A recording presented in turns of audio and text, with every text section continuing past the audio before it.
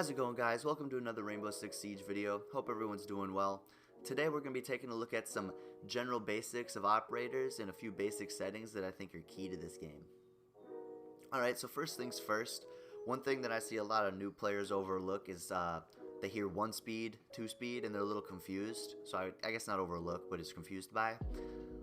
And all that is if we take a look at Ashe here, we got 3 speed in the bottom right, 1 health. So she's the quickest operator class in the game at 3 speed, but she has 100 baseline health. If we move over to Thermite, we got a 2 speed, 2 health, so we got 110 baseline health, a little bit slower speed, so there is some trade-off there. And then we got Fatso over here at 1 speed, 3 health, holding his turtle shell. Can't blame him. He can take a few bullets. So all that is just general different operator class, a little trade-off to add some variation in the game. I wouldn't let that dictate what operators you select, however. I would just be aware of the speed class and health class that you're selecting, but I wouldn't necessarily let that dictate the operator that you're choosing. Let the ability mainly dictate who you're choosing, who you need that round, and that brings us right into the second tip. I would say that it's just bringing a useful operator or having a purpose behind the operator you're bringing. For example, if they don't have any wall defense, if they don't have a bandit, a Kaid, or a mute, there's no reason to bring Thatcher. He's one of the best operators in the game if they do have one of those, but if they don't, there's no reason to bring him.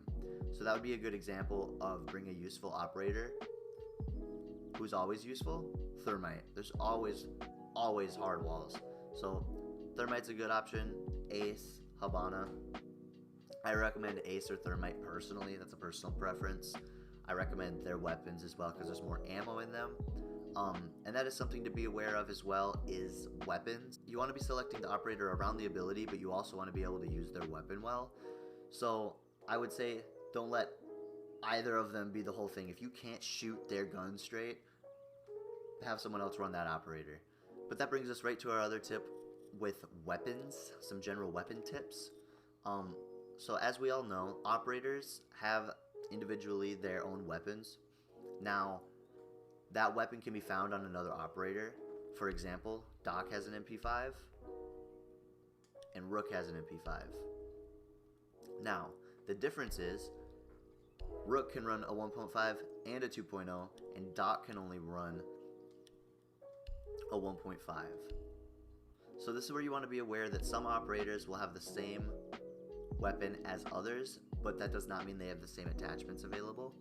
Some operators will have a weapon with a 1.5 available, and the other operator with that weapon will not have a 1.5 available. It'll just be a 1.0 scope. So that rolls us right into the other tip of a 1.5 scope. If it's available, go with it. If there's a 2.0, like on Rook, you can run the 2.0. That's a personal preference. Anything above a 2.0 is overkill in my opinion. So on attack, for example, Thermite, he can run a 2.5. I think that's a little overkill. When you're aimed down sights, you can't see anything else but what you're looking at, and that can be costly sometimes. Now, moving on to the settings tips that I got. The first things first, biggest setting tip in the game, in my opinion, go to accessibility, go down to screen shake, intensity, and turn it off. That way, it doesn't feel like someone's using your head as a bowling ball when someone blows up a reinforced wall near you.